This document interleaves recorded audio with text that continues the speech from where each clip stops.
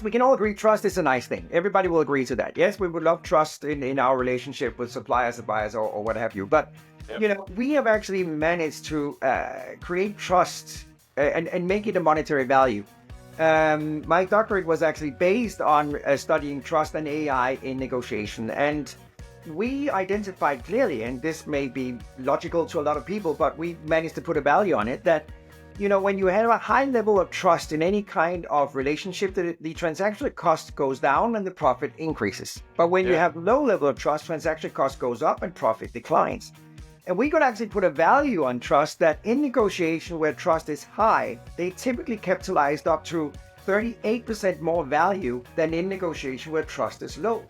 And on top of that, we could also clearly, and this was based on a study of 5,000 negotiation, we could also see in negotiation where trust was high, they typically spent 25% less time reaching an agreement than negotiation where trust was low.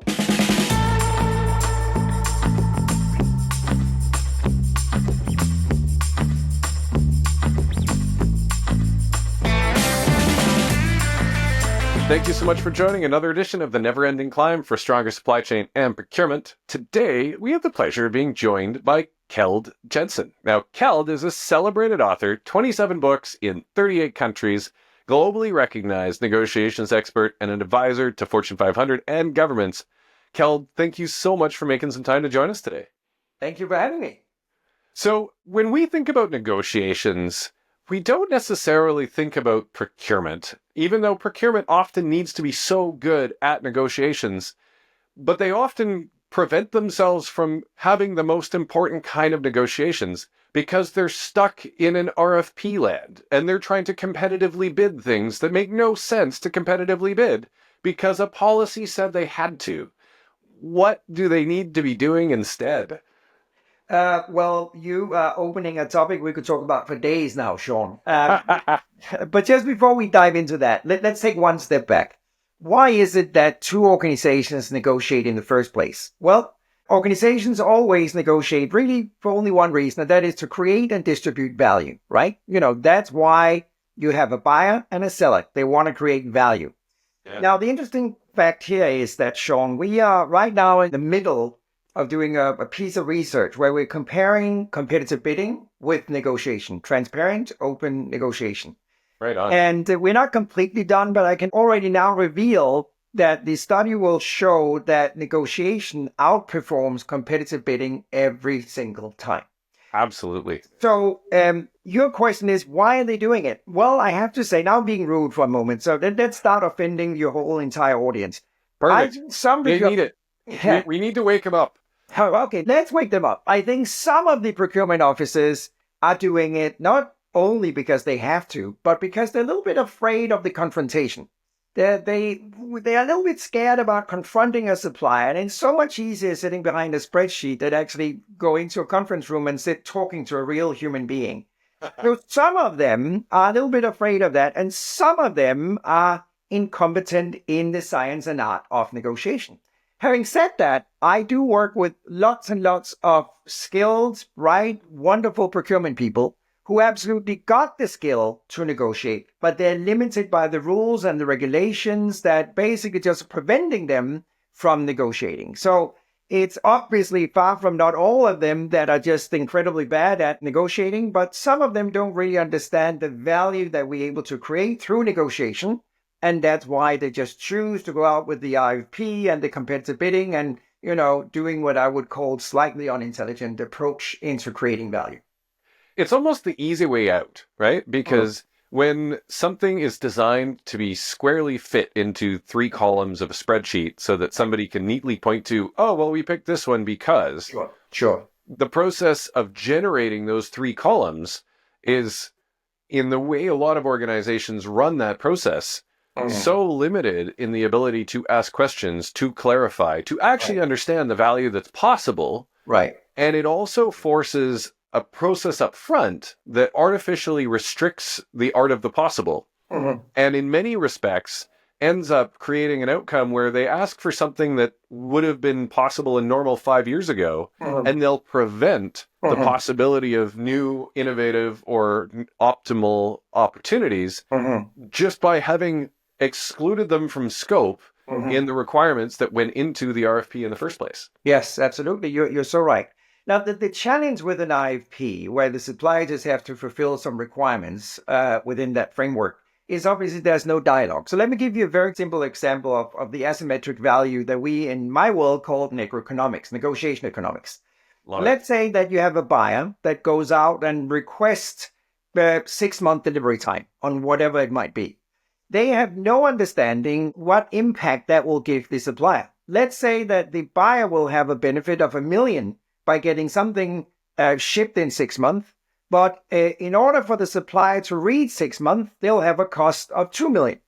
Now, the buyer don't know that their request will actually put an additional cost to the supplier that is way higher than the benefit of the buyer. Now, that is happening over and over again when you have competitive bidding because there's no dialogue. In an open, transparent negotiation, the buyer would go out to the supplier and say, if we request a 6-month delivery time, what would there be a cost if you should achieve that delivery time? Again, if it's an open, honest, transparent negotiation, the supplier will say, yes, that will cost us $2 million. What is your benefit if we could reach 6 months? And then the buyer will say, well, we only have a benefit of $1 million. Then it doesn't make sense, does it? Because there's only one to pay for that difference, and that's still the buyer. So the supplier have to find that $1 million somewhere in order to be competitive, right? So if we, instead of using that approach where we don't have the dialogue, actually sit down and ask the supplier to explain what is the impact if we put up this requirement, what is the benefit if we do that. And back to the talk about asymmetric value, Sean, the buyer should be really interested in what is the cost and the benefit for each requirement in order to find that asymmetric value. Yeah. And, that is being missed completely 100% of the time when we're working with competitive bidding because there is no dialogue whatsoever. Yeah, and that dialogue even gets prevented in some organizations that take it so far that they're not even allowed to talk to the vendor while a competitive bidding process is going on. Yes. Which, it doesn't just reinforce it, it fundamentally prevents the collaborative conversation that needs to happen. Right. I've also seen where an organization is forced to use a competitive bidding process, there's an opportunity created to have a dialogue for a period of time with an auditor or an evaluator. I've seen this more in the public sector space, where they're either buying complex technology or professional services or things like that. Things more complex than a pencil, or a nut or a bolt. Those collaborative conversations, and in public sector where there's an auditor that's there to monitor the conversation for making sure that things stay fair and transparent. Sure. Those conversations I've seen unlock an understanding and some possibilities that would otherwise have been impossible. And so there's some outcomes that are created there without disclosing anything that we can't talk about on the show. There is a massive opportunity to inject some of that collaborative negotiation into a competitive bidding process. So there's this hybrid of the best of both that I think a lot of people had never imagined was even possible. Right. I completely agree. And we quite often advise our clients, if you are in what I would call commodity market, you might still be using collaborative negotiation even in a commodity market, because what you can do is you can go out with an RFP. Then you can filter out 3, 4, 5 suppliers that you want to intensify your talk with. And then when you have separated those 3, 4, then you sit down with each of them and then you go into a more transparent collaborative negotiation to figure out where and how can we actually identify, capitalize, and create that asymmetric value. So the hybrid, I completely agree with you, Sean, could be very compatible with certain areas where you combine the two. And I wouldn't rule out, let's just get back to that. I wouldn't rule out that competitive bidding should never, ever be used. I mean, as you said, if you're buying a bolt, any kind of standard commodity product that is very simple, I wouldn't recommend anybody to sit down and spend time creating necro-economics and going to a collaborative negotiation, because that would seriously be a waste of time, right? But when you're buying anything slightly more advanced than that, for God's sake, you have to have a dialogue. Yeah, it's the equivalent of buying something off Amazon without reading reviews. It's not necessarily going to turn out the way that you thought. I don't know if you've ever thought that you bought something that's going to be a certain size, and then all of a sudden it shows up and it's micro. There was a famous quote I used in one of my books. It was one of the astronauts on the shuttle here in the US who said, while he was just being catapulted out into space, he said that all I was thinking about is that every piece of this space shuttle is provided by the lowest bidder. I just love that quote because, he was seriously nervous. Understandably so. I think the lowest cost bidder is, in most cases, not the best option, certainly not the best value, but there are exceptions, I'm sure. The other dimension, I think, gets into negotiations, and this is certainly at play in large suppliers versus smaller buyers, and large suppliers in smaller sellers. And that asymmetric negotiations, and where two parties have a very different size. For instance, organizations that are out there looking for a new ERP system, what we've seen is a pattern of smaller suppliers of professional services for implementations are often a better fit for organizations that where there's some notional relative size comparison, as opposed to an organization that's buying a digital transformation and the supplier of that digital transformation is many, many, many times larger than they are. And the tendency to either steamroll or to abdicate either responsibilities through the design of the deal or in the selection of software or in the negotiations. What can we offer organizations that are entering asymmetric negotiations with a technology or a software provider or a professional services provider where there's a significant difference in size? Right. One of my first advices to clients and students is try and avoid negotiating with anybody who got monopoly. And, it's kind of a pointless advice because when you've got monopoly, what's the alternative? Well, there isn't any, right? So if I should just throw out a couple of names, that is no surprise to anyone, but I am sitting with clients every year who are saying, we are trying to negotiate with Microsoft. We are trying to negotiate with Google. And, it's like running into a wall, right? Nothing happens. They say, we want to negotiate. And they basically say, take or leave it, So the challenge, obviously, if you have that asymmetric size difference between the buyer and the seller might even be, or could be the buyer as well, having a kind of monopoly. That is obviously a very difficult case to be in. Now, one of our clients is Google. And what we are explaining to organizations like Google, not only Google, but similarly size organizations that have a kind of a very strong power position in the market, is that you have to be humble. And I mean that I mean that sincerely, because the stronger you are in a market position, the more humble you should be, because you got the leverage already. So why show your muscles? Why waste the energy? Because basically at the end of the day you're going to win. However, if you win at the expense of the counterpart, something new will happen that happens in business life all the time, Sean. Do you know what that is? That is revenge. Yeah. And it's a human emotion, but it's real and it happens out there. Just to give you a very brief story, I was sitting, this was back in Europe, and in that region of Europe some years ago, there was monopoly if you wanted to buy electricity. So you didn't have an alternative supplier. You only had your regional supplier. And my client was one of the 10 biggest electricity consuming production companies in Europe. And we were sitting negotiating with this VP from the local electricity company that had monopoly. I'll make this very short. We've been sitting negotiating for a few hours, and I noticed that the VP from the supply company, he got more and more red in his face, and 10 minutes later, he stood up so powerful, so his chair fell over. Then he reached across the table towards my client and said, do you want power or don't you want power? Sign the contract.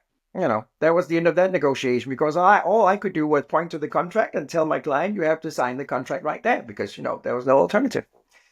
And what happened, Sean, was about 7 or 8 months later, the phone rang in my office. I picked it up, and I could hardly understand who it was that was at the other end of that call, but that was my client. And when somebody's so excited that they can hardly breathe, my client was just giggling. He was so happy.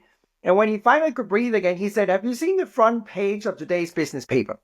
And I hadn't. So I said, no, what does it say? And he said, monopoly was broken. Now you could, as the biggest consumer of electricity, go to what was called the European Power Exchange and freely pick your supplier. Stupid question, Sean. Do you think my client picked that supplier? Absolutely not. You know what he told me? Not. He said, if that supplier is the cheapest, the fastest, and the most beautiful, I'm still going to buy from somebody else. Yeah. Because imagine how humiliated he was at that meeting we were sitting in. And it was just payback big time. I was trying to explain my client, and now you being irrational, he didn't care. He even said, if that power company is the last one on the face of the globe, I'm going to produce that myself. I will never, ever buy from that company again. So anyway, my advice to major important suppliers that basically got monopoly is be humble. Because, one day, new supplier will arise, new market conditions, new laws, something will happen. I can promise that to everybody. And then it's revenge big time.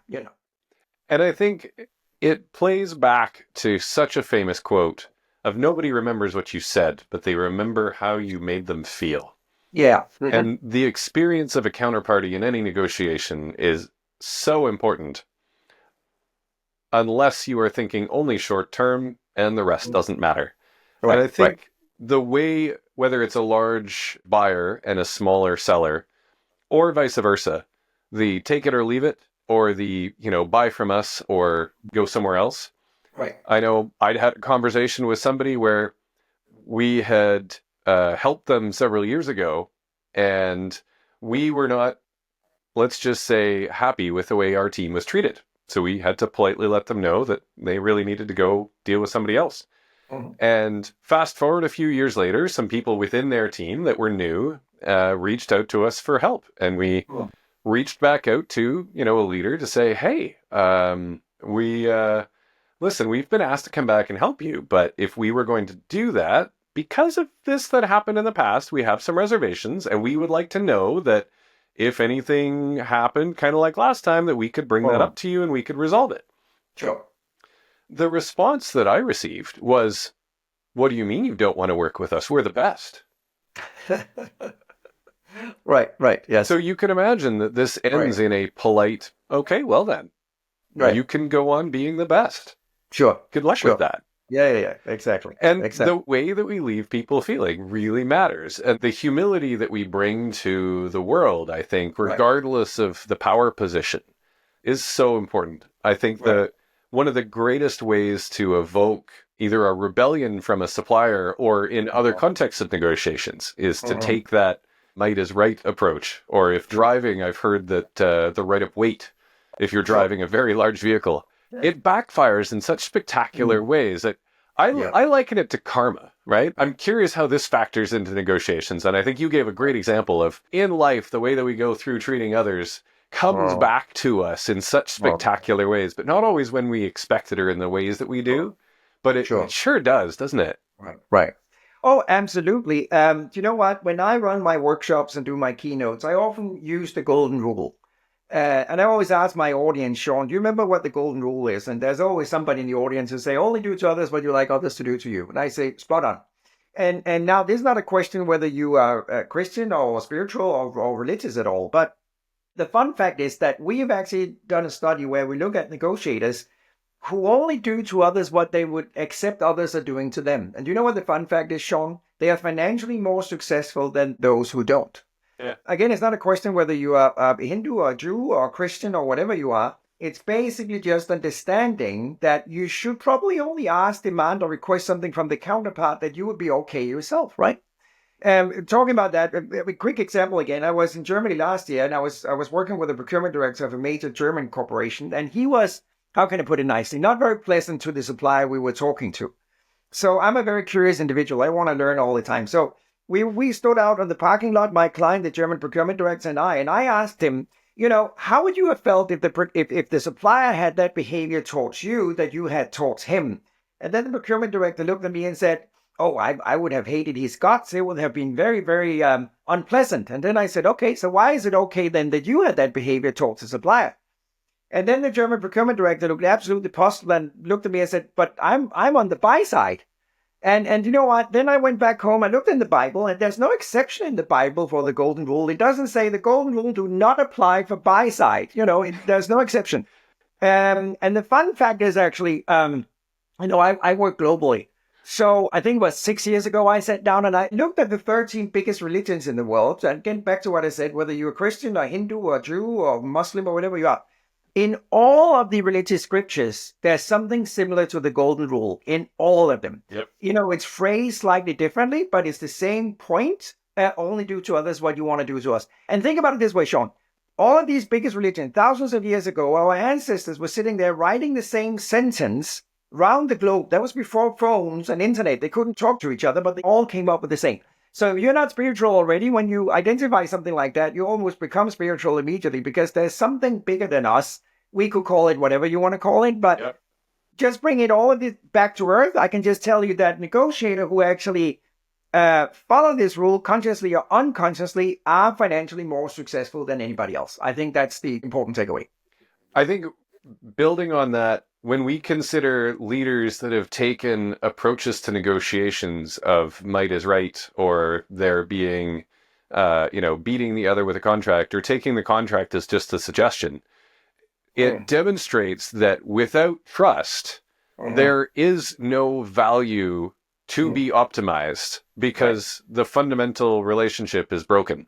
And I think that really underpins the most important thing that anybody can take away from this is to treat the other party with respect and to make sure that we're building and reinforcing trust.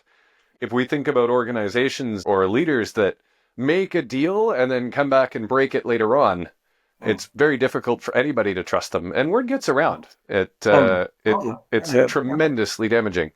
So let's make sure that all of those leaders out there are keeping that in mind because it will follow them everywhere. And today we do have the internet. So I know that any of those leaders will have that reputation follow them through, and it'll be that much more difficult for them to be successful in their next role, which just gets back to that why they're less financially successful. Sure. Yeah, just touching upon one of my favorite topic, trust there, Sean, because trust, we can all agree trust is a nice thing. Everybody will agree to that. Yes, we would love trust in our relationship with suppliers and buyers or what have you. But, we have actually managed to create trust and make it a monetary value. My doctorate was actually based on studying trust and AI in negotiation. And we identified clearly, and this may be logical to a lot of people, but we managed to put a value on it that when you have a high level of trust in any kind of relationship, the transaction cost goes down and the profit increases. But when you have low level of trust, transaction cost goes up and profit declines. And we could actually put a value on trust that in negotiation where trust is high, they typically capitalized up to 38% more value than in negotiation where trust is low. And on top of that, we could also clearly, and this was based on a study of 5,000 negotiation, we could also see in negotiation where trust was high, they typically spend 25% less time reaching an agreement than negotiation where trust was low. And again, I think everybody can applaud and say, yes, of course, that makes sense. But we were just able to put some numbers on it. So trust is a monetary value. End of story. Absolutely. The amount of time that goes into dealing with all the things that might go wrong and documenting all the things that were agreed in a low trust relationship is such a colossal waste. Right. The conversation that I had recently with the head of the World Commerce and Contracting team, emphasizing that the way that we would like to shift negotiations and commerce and contracting towards the definition of what good looks like and the outcome that we're trying to create and allocating our time and energy there is going to make a few lawyers very uncomfortable, but going to make a lot of commercial outcomes way more successful. Absolutely. I'm working very closely with World Commerce and Contracting, and we are working on creating like they have a standard contract layout, we're also working on creating a standard negotiation layout. Because, the way we negotiate today is not the same way. You may perceive negotiation like playing tennis. I may perceive negotiation like playing chess. So, we are trying to create some kind of standard rule that if you obey that and you obey that rule, then we all will understand negotiation the same way. And I think that common understanding to negotiate on top of saves so much time and energy. I love it. Keld, I have full confidence we could still be talking in 5 or 6 hours from now. It is such a pleasure for you to join us today. I'm very grateful for your time. Thank you. I wanted to thank all of you for watching another edition of The Never Ending Climb for a Stronger Supply Chain and Procurement. Thanks so much, everybody. We'll see you next week.